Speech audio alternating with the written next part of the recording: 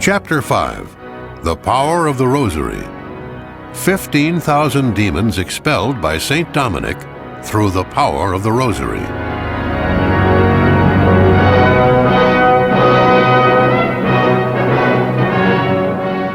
When Saint Dominic was preaching the Rosary near Carcassonne, an Albigensian was brought to him who was possessed by the devil. Saint Dominic exorcised him in the presence of a great crowd of people. It appears that a crowd of over 12,000 had come to hear him preach. The devils, who were in possession of this wretched man, were forced to answer Saint Dominic's questions in spite of themselves. They said that, 1. There were 15,000 of them in the body of this poor man, because he had attacked the 15 mysteries of the Rosary. 2. They went on to testify that by preaching the Rosary, he put fear and horror into the very depths of hell, and that he was the man they hated most throughout the whole world, because of the souls which he snatched from them through devotion to the Holy Rosary. And 3. They then revealed several other things.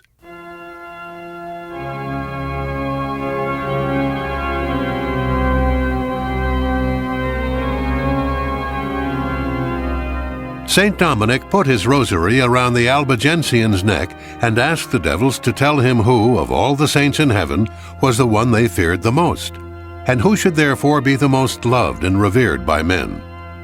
With this they let out such unearthly screams that most of the people fell to the ground faint from fear.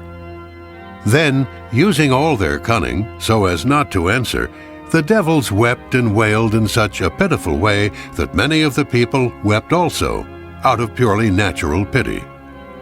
The devil spoke through the mouth of the Albigensian, pleading in a heart-rending voice, "Dominic, Dominic, have mercy on us. We promise you that we will never hurt you. You have always had compassion for sinners and those in distress. Have pity on us, for we are in grievous straits. We are suffering so very much already, so why do you delight in heightening our pains? Can't you be satisfied with our suffering without adding to it? Have pity on us. Have pity on us." Saint Dominic was not one whit moved by the pathos of these wretched spirits, and told them that he would not let them alone until they answered his question. Then they said they would whisper the answer in such a way that only Saint Dominic would be able to hear. The latter firmly insisted upon their answering clearly and out loud. Then the devils kept quiet and refused to say another word, completely disregarding Saint Dominic's orders. With this, the saint knelt down and prayed thus to Our Lady. "O all-powerful and wonderful Virgin Mary, I implore you by the power of the most holy Rosary, order these enemies of the human race to answer me." No sooner had he made this prayer than a glowing flame leaped out of the ears, nostrils, and mouth of the Albigensian. Everyone shook with fear, but the fire did not hurt anyone. Then the devils cried, "Dominic, we beseech you, by the passion of Jesus Christ, and by the merits of his Holy Mother and of all the saints, let us leave the body of this man without speaking further, for the angels will answer your question whenever you wish. After all, are we not liars? So why should you want to believe us? Please don't torture us any more. Have pity on us." "Woe unto you, wretched spirits, who do not deserve to be heard," Saint Dominic said. And kneeling down he prayed again to Our Lady. "O most worthy Mother of Wisdom, I am praying for the people assembled here who have already learned how to say the angelic salutation properly. Please, I beg of you, force your enemies to proclaim the whole truth and nothing but the truth about this, here and now, before the multitude." Saint Dominic had hardly finished this prayer when he saw the Blessed Virgin near at hand, surrounded by a multitude of angels. She struck the possessed man with a golden rod that she held and said, "Answer my servant Dominic at once." Remember, the people neither saw nor heard Our Lady, but only Saint Dominic. Then the devil started screaming.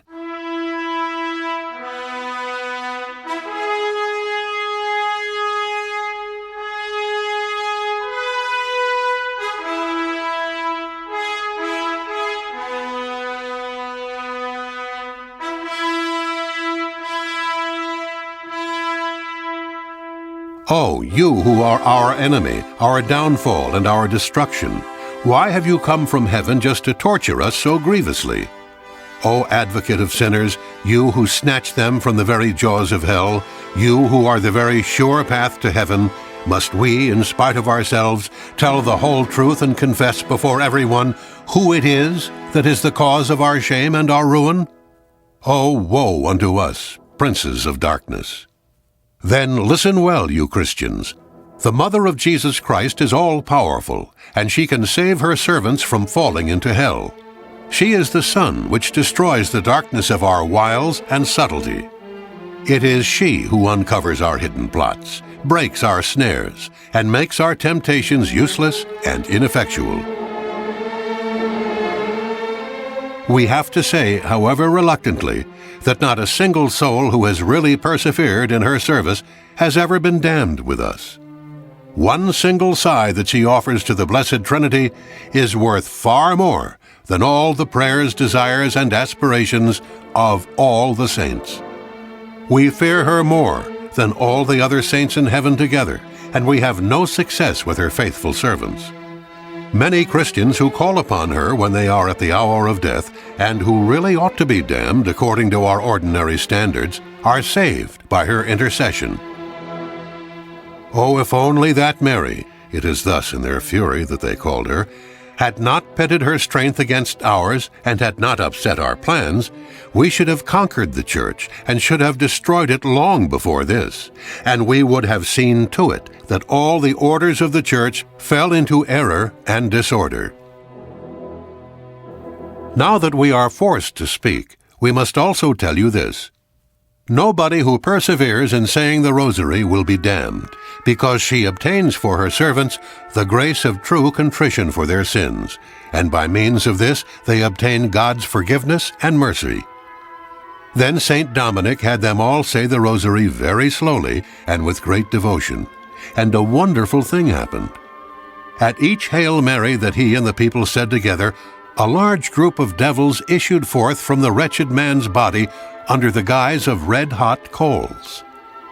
When the devils had all been expelled, and the heretic was at last entirely free of them, Our Lady, who was still invisible, gave her blessing to the assembled company, and they were filled with joy because of this. A large number of heretics were converted because of this miracle, and joined the confraternity of the Most Holy Rosary.